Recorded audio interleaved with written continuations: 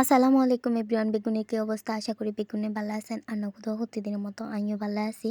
তো আজ আমি পালং শাক রান্না করব। পালং শাক কিন্তু চোখের লাই বহুত ভালো, মানে চোখের জ্যোতি হিরে বেলে বহুত কিছু উপকার করে। কিন্তু আসল কথা হচ্ছে আমি শতানির কারণে খাইতাম চাই না। ওই যে কাঁচা খান লাগে, এটাই আশা কাছে সবচেয়ে অসহ্যকর মনে হয়। তো এরপরে এবার পালং শাকের এনে সুন্দর করে আমি কুড়ি দুধ পরিষ্কার করে একটা চাকরির মধ্যে রাখি দিয়েছি পানি জোর বেলায়। দেড়েনে তো একের বড্ড বড্ড করে কাটি নিছে কই এডি এর মধ্যে উঠলে এডি না আমি যত টোয়াই আইতো না কতদিন দেওয়া যা লাগছে, কিন্তু রানলি কিনি দূরে যাব। এরপরে একটা পাতিলের মধ্যে নিয়ে নিছে ডাল। আর কাছে তো যে কোনো হাতালতা ডাল দিয়ে রান্ধন ছাড়া কিনিও ভালো লাগে না, এটা হচ্ছে সমস্যা। মানে আড়ালো যত জ্বালা আর মা আবার এরপরে এবারে ডালিনের মধ্যে পেঁয়াজ কুচি দিতে লাগছে। দেড়েনে তো এক মুঠ পেঁয়াজ কুচি দিয়ে দিছে, কিনি কদ্দু রসুন বাটা দিয়ে দিছে। কিতেনাকো পালং শাকের মধ্যে বলে কিনি ব্যাট কাটলে গন্ধ কয়, ব্যাট কাটলে বুঝছি না, মানে বাজে গন্ধ কয় আর কি। এরপরে পরিমাণ মতো দিয়ে দিয়েছে লবণ। আল্লাহ হেদায়ত করক কনে দেব হিন্দি বাসি বাজার লাগছে দূর। এরপর হয়েছে যাই পরিমাণ মতো কিতে কষি ও লবণ দানের হরে বেরোন হলুদের গুঁড়া দিয়ে দেওয়ার লাগছে।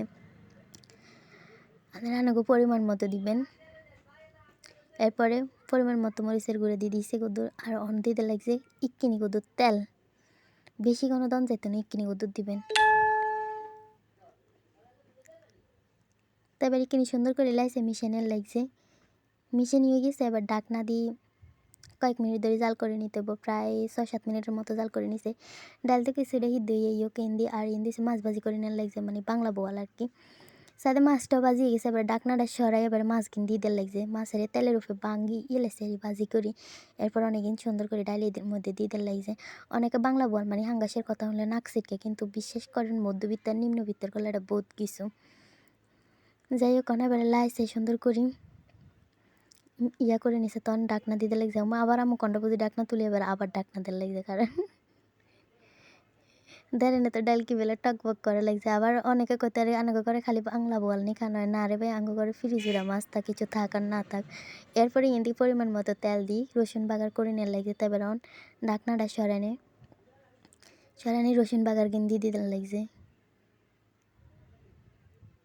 এ তো দিদিছে দিদনের হরে এবারে হাতা কিন দিয়ে লাগছে হিয়েন, মানে কিনে দূরত হয়ে গেছে রসুন দিয়েছে দিয়ে হিনে কিনে দূরত হয়ে গেছে থাকবে। হাতা কিন দিয়ে দিছে মানে পালং শাক যেটারে কয় আর কি।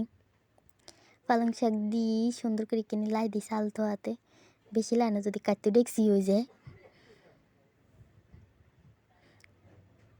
তো এরপরে ডাকনা দিয়ে দিছে হাতা গিন হিদ্দ টিদ্দ নামে যাক। তো কদুর হরে ডাকনা সরে সাদা মাসাল্লাহ এত একবারে হয়ে গেছে। তামন কদুর লাইছে মিশানের লাগছে দাঁড়েন। এত বেশি কোনো লাল লাগতো না, কারণ এটা হাতা তরকারি বেশি লাগবে কোনো প্রশ্নই ওঠে না। তো দাঁড়েন হানি কুতুরটি মনের মনে যেন সাঁতার কাটিয়ে প্রতি এলেন। আবার ডাকনা দিই আবারও কয়েক মিনিট ধরে জাল করে নিছে। তো দাঁড়ান রান্না কমপ্লিট হয়ে গেছে। হানিয়ে টকবক করার না ইচ্ছে একবার বেশিও হয় না, একবার কমও হয় না, মানে আসে মিডিয়াম আর কি। তো যাই হোক রান্না তো শেষ হয়ে গেছে, এবার এসে খাওয়ানোর ফলাতে প্লেটের মধ্যে বাইটে নিচ্ছি। তো আজ যে পর্যন্তই রইল, বেগুন বালা থাকেন, সুস্থ থাকেন, আল্লাহ হাফেজ।